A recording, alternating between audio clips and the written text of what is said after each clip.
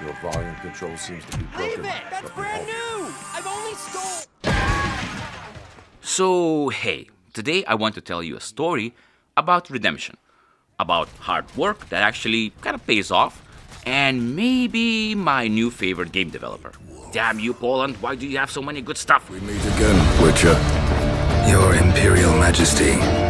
So what am I even talking about? Well, it's Teyon, a Polish game developer and a publisher founded in 2006 in Krakow.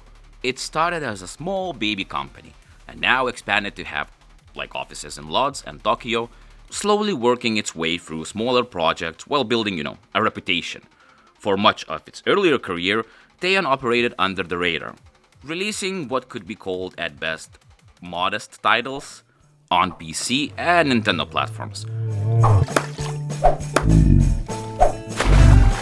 But that all changed in 2014 with Rambo the video game. I'm here today to talk to you about a man who killed dozens.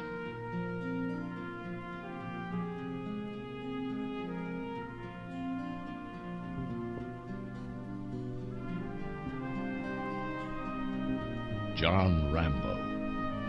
And it's good that he's dead. It was billed as a rail shooter, retelling the first 3 Rambo films. And if you know anything, you know that it was critically panned. Okay, it was awful, okay? It nearly killed Angry Joe, Jesus Christ. We're stuck!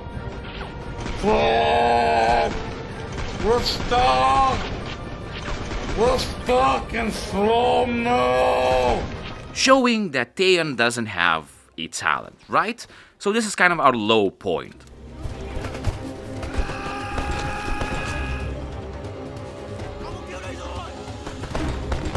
And to be fair, Rambo is not the worst video game ever made. I can still see that developers liked the source material, but while others say that Teyon maybe didn't have talent, I would say they didn't have good management or enough time.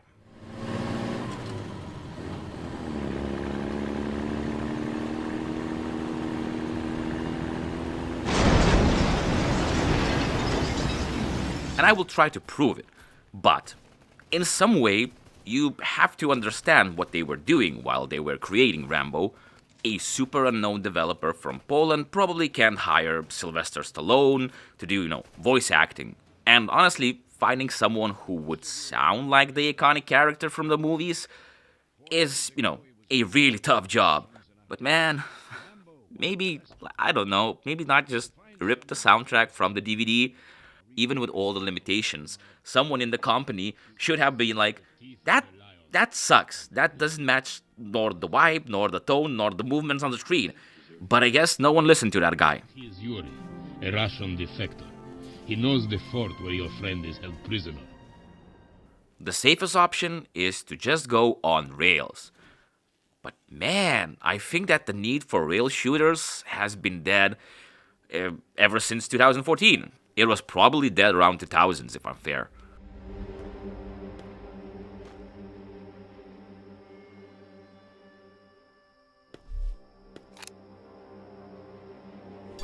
And how do you make your short, shitty game feel like a worthy investment for players?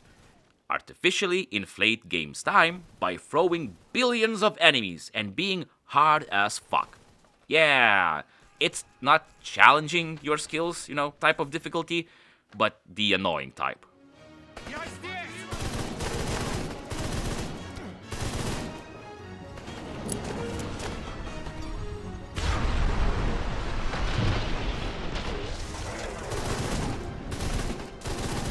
You can forget about balance, builds.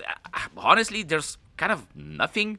They made the Rambo experience where they want you to feel powerful, but also you're really weak, so for most of the time you're hiding behind cover, like a little chicken. So, I don't know, it's just a mishmash of every idea that does not work. But what if I told you that their newest game, their Redemption, one of my favorite games, RoboCop Rogue City, is basically the same game, just made, with actual skill and talent.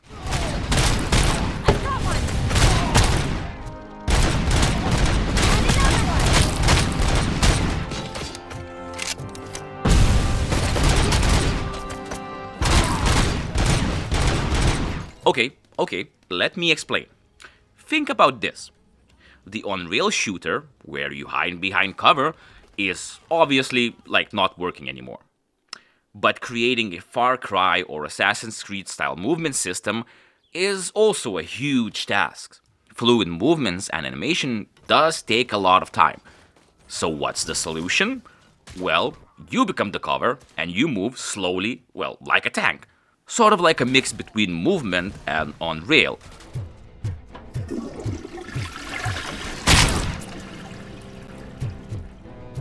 So in a sense, we can call RoboCop an on-rail shooter, an on-tank shooter, on RoboCop shooter, whatever.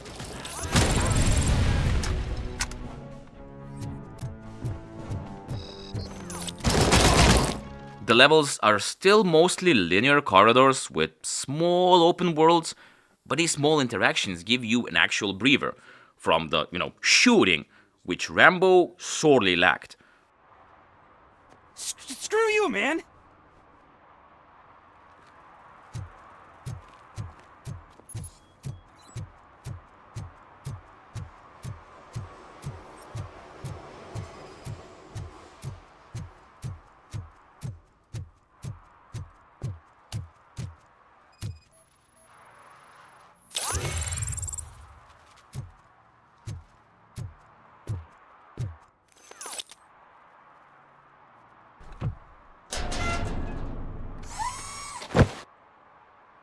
But they also made it make sense in the lore and the world of the AP.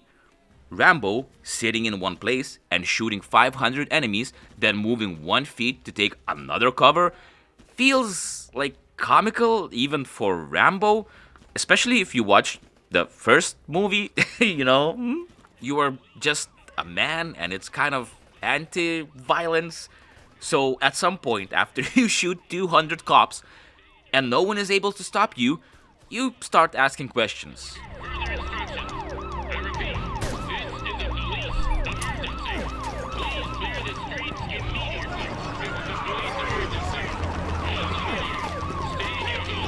But if you said that RoboCop tanked 100 shots while throwing enemies out of the windows and smacking the soul out of their bodies, yeah, I can easily believe that. It's fucking RoboCop.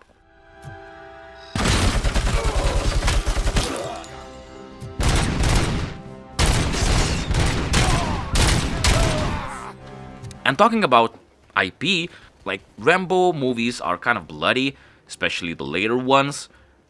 But it never really is about war or combat story. It's not glorifying war, since, most of these soldiers probably didn't have a choice whether they're participating in this war or not,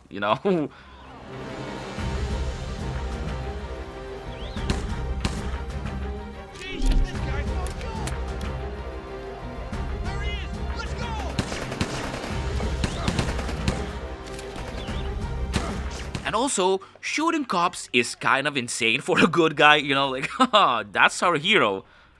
Wow.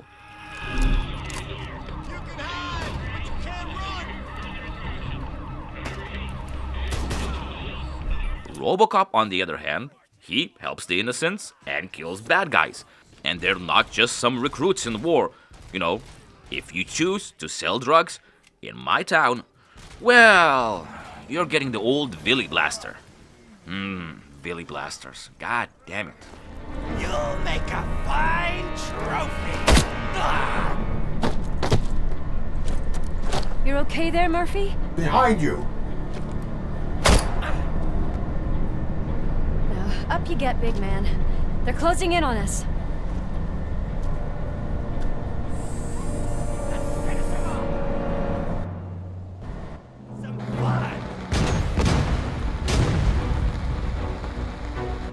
I'm invincible!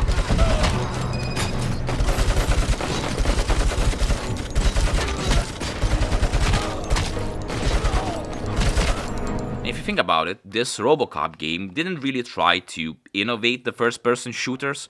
Instead, they worked on what they already know and what fits the IP to make the flow of the game actually feel good, refining everything, but still keeping it relatively simple.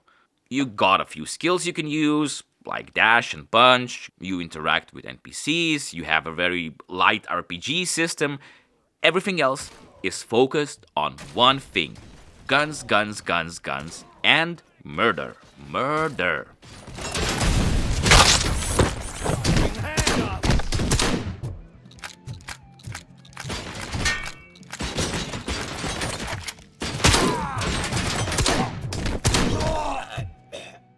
And guns, okay? Those guns.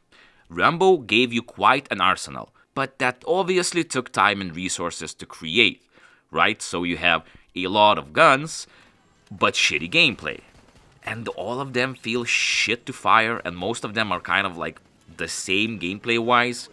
Why the hell would you choose a shotgun when you can't move closer to the enemies? Like...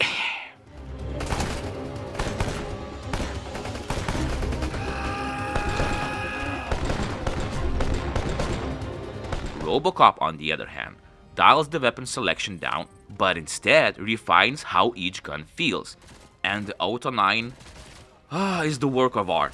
I mean, it might be the most fun pistol I have ever wielded in, any first-person shooter.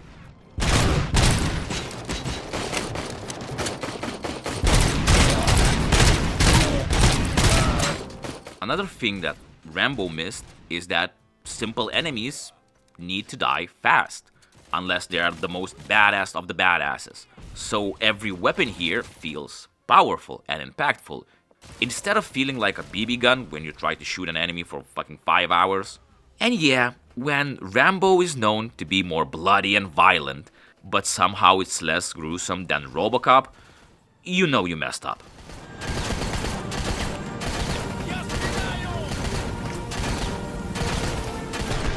Instead of just redoing the movies, Teyon gone as far as to get the original actor of RoboCop, motherfucking Peter Weller, to reprise his role. Ah, god damn, that voice acting. Yeah, comparing this... Community service. Doing what? Painting over the illegal graphics. to this is kind of insane, okay? Kill me! Rambo! Rambo, don't do it! So, I'm not saying that Teyon did not love Rambo while loving RoboCop, or that somehow these IPs are very different. As you probably understand, the IPs are similar, and even the games have same-ish structures. They cared about Rambo, but they just didn't have time or management or, I don't know, something. But they had talent, and once you actually let that talent show, well, you get RoboCop.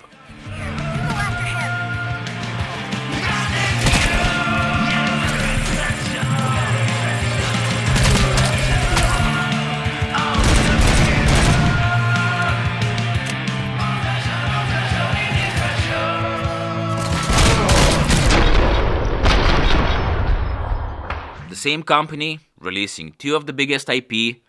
One is piece of shit, and the other is piece of gold. God damn, Teyon, I think you redeemed yourself.